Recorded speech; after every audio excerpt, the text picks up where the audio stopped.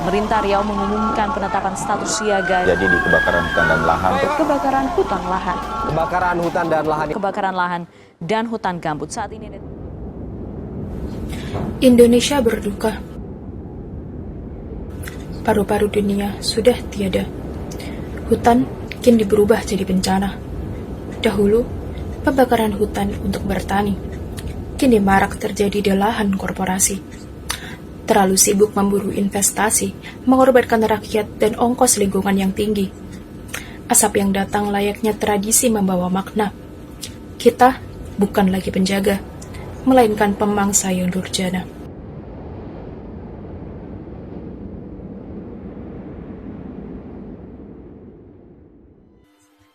Assalamualaikum warahmatullahi wabarakatuh. Shalom, Om Swastiastu, Namo Buddhaya. Dewan Juri yang terhormat, kami dari tim Universitas Gadjah Mada akan mempresentasikan karya tulis ilmiah kami yang berjudul Tetra Elementum System, Skema Perlindungan dari Kejahatan Kebakaran Hutan dan Lahan sebagai manifestasi negeri guna menyongsong revolusi era 5.0. Dewan Juri yang kami hormati, berbagai pembangunan dan modernisasi dilakukan demi kemajuan bangsa yang kerap kali mengorbankan lingkungan. Lingkungan mengalami berbagai kerusakan. Salah satunya adalah kebakaran hutan dan lahan atau karhutla. Karhutla memberikan dampak negatif di berbagai sektor yang dapat menghambat persiapan Indonesia untuk menghadapi revolusi era 5.0. Karhutla yang selanjutnya dikategorikan sebagai kejahatan disebabkan 99% karena ulah manusia. Selain itu, tidak dapat dipungkiri bahwa korporasi seringkali menjadi aktor besar di balik terjadinya karhutla. Tercatat lebih dari 100 kasus karhutla terjadi setiap tahunnya. Pada tahun 2015, Polri menetapkan 18 korporasi menjadi tersangka dari kasus karhutla.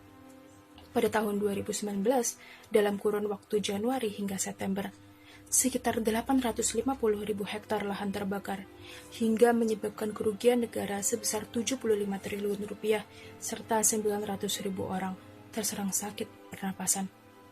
Tak hanya itu, karhutla menghasilkan gas rumah kaca dalam jumlah besar, serta mengganggu hubungan diplomatik Indonesia. Untuk mengatasi permasalahan tersebut, tidak cukup hanya mengandalkan peran pemerintah, tetapi perlu ada kerjasama multisektoral yang terintegrasi. Dalam karya tulis ilmiah ini, kami berfokus pada 3 permasalahan utama, yakni kebijakan dan regulasi yang mengatur tentang karhutla, praktik perlindungan hutan, serta penerapan Tetra Elementum System. Adapun tinjauan karya tulis ilmiah kami terdiri dari kejahatan karhutla dan revolusi industri 5.0. Metode penelitian kami terdiri dari jenis penelitian yuridis normatif, metode penelitian kualitatif, jenis data primer dan sekunder, kemudian teknik analisis menggunakan model Miles and Huberman. Dewan Juri yang terhormat, selanjutnya saya akan memaparkan kebijakan dan regulasi hukum beserta praktiknya mengenai perlindungan hutan dan lahan di Indonesia. Secara historis, kesadaran akan regulasi hukum yang mengatur tentang perlindungan hutan berawal dari kesadaran internasional, yaitu Stockholm Declaration pada tahun 1972. Kemudian deklarasi ini dipertegas pada tahun 1992 melalui deklarasi Rio de Janeiro. Di tingkat ASEAN, pada tahun 2002 telah disepakati ASEAN Agreement on Transboundary Hedge Pollution atau ATHP yang dilatar belakangi oleh adanya krisis lingkungan di ASEAN yang disebabkan oleh kebakaran hutan dan lahan di Indonesia yang berdampak pada pencemaran udara di negara tetangga seperti Singapura, Thailand, Malaysia, dan Brunei. ATHP ini diratifikasi Indonesia melalui Undang-Undang Nomor 26 Tahun 2014. Indonesia sendiri mulai mengambil langkah untuk memperbaiki regulasi hukum lingkungan dengan diterbitkannya Undang-Undang Nomor 4 Tahun 1982 yang kemudian digantikan dengan Undang-Undang Nomor 23 Tahun 1997. Selanjutnya, Undang-Undang tersebut digantikan oleh Undang-Undang Nomor 32 Tahun 2009 tentang perlindungan dan pengelolaan lingkungan atau sering disebut UU PPLH yang berlaku hingga saat ini. Pengaturan mengenai pelarangan pembakaran hutan secara eksplisit terdapat pada pasal 69 ayat 1 UU PPLH dan pasal 50 ayat 3 Undang-Undang Nomor 41 Tahun 1999 tentang kehutanan yang juga disertai oleh sanksi hukum bagi para pelanggarnya. Meskipun telah ada regulasi terkait pelanggaran pembakaran hutan, dalam praktiknya masih terjadi ketidaksinkronan antara peraturan hukum pemerintah pusat dan pemerintah daerah. Selain itu, penegakan hukum dari aturan yang masih ada tergolong masih lemah. Hal ini dapat dilihat dari kasus Karhutla pada tahun 2015. Dari 18 korporasi yang ditetapkan sebagai tersangka oleh Polri, 15 diantaranya diputus bebas atau SP3. Selanjutnya, dari hasil analisis yang dilakukan oleh Greenpeace terhadap data resmi tahun 2012 hingga 2018, tercatat ada 11 kasus perdata Karhutla dan kebakaran liar.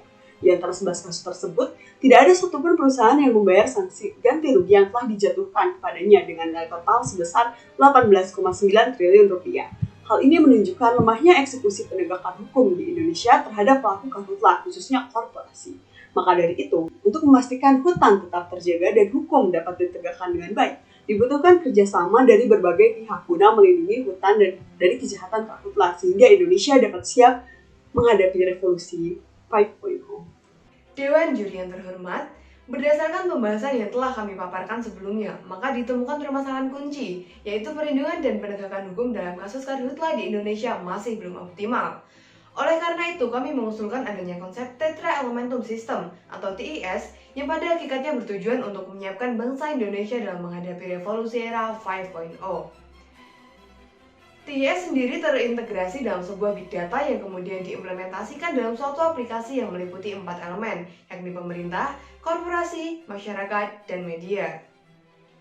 Dewan Juri yang kami hormati, elemen pertama yakni pemerintah. Yang mesti pemerintah lakukan adalah merevisi peraturan yang pada asasnya masih memperbolehkan pembukaan lahan dengan cara dibakar, memperketat perizinan, mengoptimalkan peran polisi hutan, membentuk satuan tugas atau satgas yang terdiri dari aparat penegak hukum dan perwakilan masyarakat, membuat pemetaan lahan korporasi, membangun rumah sakit khusus ISPA, serta memberikan edukasi dan sosialisasi kepada masyarakat.